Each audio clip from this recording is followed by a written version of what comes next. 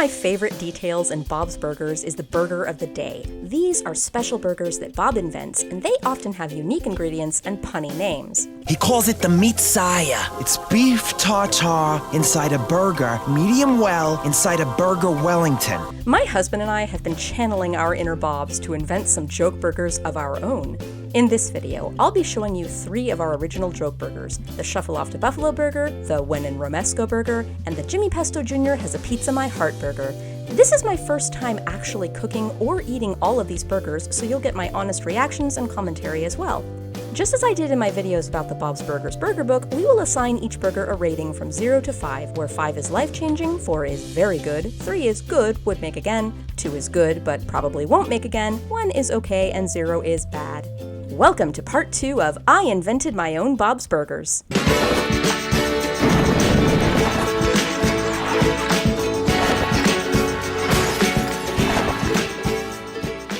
Burger number 4, the Shuffle Off to Buffalo burger. The Bob's Burgers Burger Book had a buffalo wing-inspired burger in it, and I wanted to take the concept further. So I used ground bison, otherwise known as buffalo, for the patty, buffalo mozzarella for the cheese, and side note, but it was a ride trying to find this stuff. It was like the Bet It All on Black Garlic episode all over again. Whoa, hey, come on, let's not do this again. Let's start fresh. Anyway, I finally found mine at Whole Foods. Then, since this was a buffalo wing-inspired burger, I served it with a buffalo sauce. Now, celery sticks are a common side with buffalo wings, so I wanted to include celery somehow. The recipe in the Bob's Burgers Burger Book added minced celery to the patty, but I felt it didn't really come through, so I decided to make the fries out of celery root. Now, if you've never seen these before, yes, they're very gnarly, but they're very tasty. A mild celery flavor, but starchier like a turnip. I prepped my celery root by peeling it and cutting it into little sticks. Then I boiled them in salt water, drained them, and dried them off. Then I made a buffalo sauce out of hot sauce. I know Frank's is traditional here, but my husband doesn't like Frank's, so we used Tapatio instead. And butter. Lots of butter. I seasoned the buffalo patties in salt, pepper, and garlic powder, then fried them normally in a cast iron skillet with some oil. Then I fried the celery root fries in a little pot of peanut oil while I melted the buffalo mozz on top of the patties. I put these patties directly onto toasted buns, topped them with a healthy coating of buffalo sauce, and served the celery root fries on the side. It is already soggy, the Shuffle Off to Buffalo burger. Okay, this is my first time ever eating buffalo mozz. I was worried that I had overcooked the bison, and I think I did, but it still tastes great. This is really good quality meat. Yeah, the buffalo sauce is great on this. I think buffalo sauce in general, flavor-wise, makes a really nice burger condiment, but it's very loose. Maybe I should have thickened it with cornstarch. Let me take another bite. So, this is similar to the Blue is the Warmest cheeseburger, I believe, from the Bob's Burgers Burger Book. It has buffalo sauce, blue cheese sauce, and there's like minced celery in the patty, but I thought that that was dumb. You couldn't really taste it anyway. So celeriac fry, not crispy. I kind of figured it wouldn't be because celeriac is kind of moist, not anywhere near as starchy as like other tubers and potatoes. It's a nice flavor though. It really tastes like celery. That's nice. It's not really crispy. I might have been able to make it crispier if I had a better stove. I was ready to cry because my stove was not getting hot enough. It does this whenever I try to deep fry something while I'm cooking something else. I hate it. It's still tasty. Yeah, I think the acid from the hot sauce in the buffalo sauce works really well with the soft, creamy buffalo mozz. Which, in all honesty, I cannot taste the difference between it and regular fresh mozz. It's nice and tasty, though. I think it would be better if you just dipped it in the buffalo sauce as you ate it. This was a good burger, but not remarkable. Perhaps it was missing something, and I guess that was inevitable when every ingredient in this burger had to be somehow related to buffaloes. My husband gave it a 2, and I gave it a 2.5. Burger number 5, When in Romesco burger. The inspiration for this burger was, we really love Romesco sauce. We make ours with roasted sweet peppers, hazelnuts, olive oil, lemon juice, garlic, and Calabrian chilies. I've got a short dedicated video to our version of Romesco, so definitely check that out. It's an amazing sauce, and it's good on just about everything, so let's try it on a burger. My husband designed this burger. It's a patty of 50-50 beef and lamb with butter lettuce, tomato, a Parmesan crisp, and Romesco, of course. To make the Parmesan crisp, grate the cheese on the smallest setting, then arrange it in a circle and cook it in a pan on medium heat until the cheese melts, then crisps, flipping it halfway. Once slightly browned on both sides, drain on paper towels. It will crisp up much more once it cools. Then cook your salt and peppered lamb beef patties normally. Assemble your burger with toasted buns, romesco, butter lettuce, sliced tomato, the patty, the parm crisp, and more romesco on that top bun. The when in Rome Romesco burger. All right. This was my husband's baby. He's the one who came up with the idea for this one. He just wanted to make a Romesco burger. So let's see what we've got.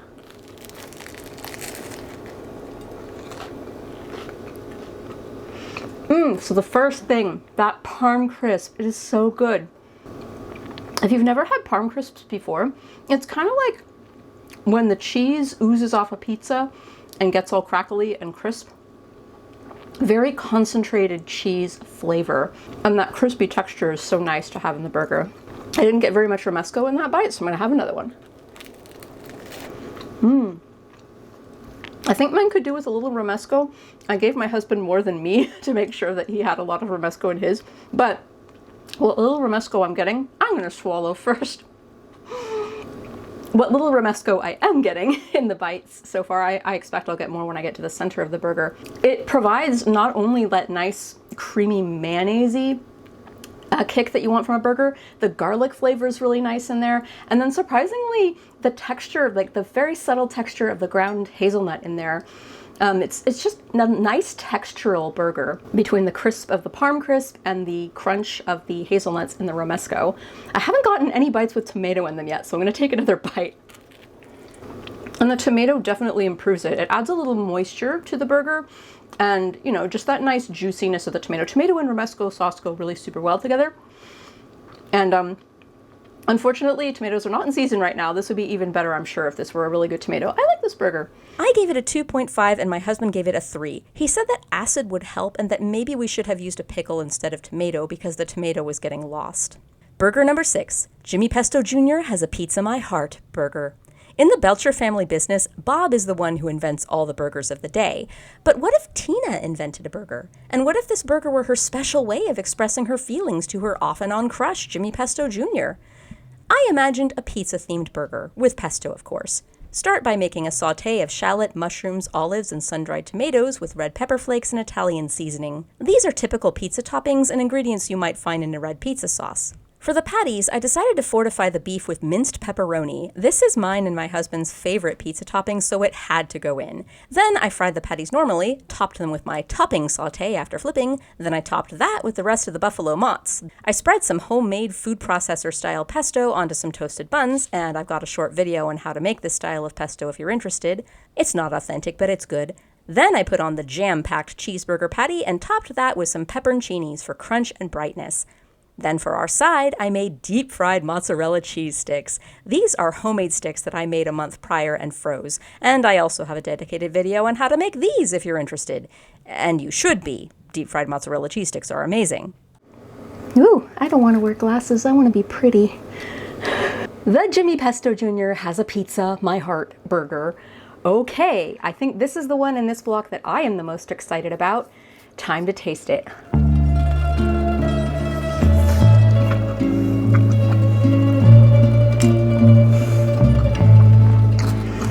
Wow. Okay, the first thing that I got from that was just a lovely texture and moisture sort of experience. The soft pull of the buffalo mozz, the crispness of the patty with pepperoni in it, and because I put the sauté of olive, mushroom, and sun-dried tomato under the cheese, it's not falling out. And I'm really glad I added the pepperoncini because it adds a little crispness, but also some much needed acidity to what would otherwise be a very rich burger. It does feel sort of like you're eating a pizza, but it's also sort of like you're eating an Italian sub. It's very, very dynamic. There's so many different flavors going on. This is definitely the most exciting of all of the burgers that I made in this block. Yeah, pesto makes a very good condiment for a burger. I never doubted that, but it's just kind of nice having it confirmed. And now, one of my favorite things in the world, mozzarella cheese sticks. So good. And now, something I never tried, mozzarella cheese stick and pesto. This can't be bad.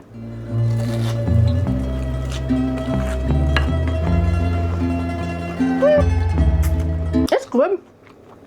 But in all honesty, I think I prefer the stick by itself. The pesto adds a nice like note of flavor to it that's otherwise lacking. But for me, mozzarella cheese sticks are mostly about the textural experience, and anything kind of gets in the way of that, except I do like a nice like marinara sauce to dip it in. I'm gonna go back to the burger.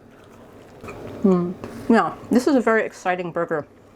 I'm not sure I'm actually getting the pepperoni. Like, I don't think actually, nope, just now. I tasted a little bit of pepperoni. I was really worried that I was going to get the balance wrong. I'm sorry, I'm talking with my mouth full. I was worried that I was going to get the balance wrong with the pepperoni and the beef.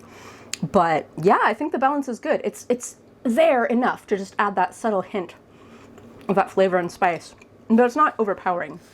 It's not like you're eating a patty that's made entirely out of pepperoni. This is a keeper. I really like this burger. I might actually make this again. I gave this burger a 3.5, and my husband only gave it a 2.5. His main complaint was that pizza is just better, and, well, duh. I would definitely rather just eat pizza. But I do still think this burger was very special and very tasty. And maybe Tina could win Jimmy Pesto Jr.'s heart with it. So that was part 2. Will there be a part 3?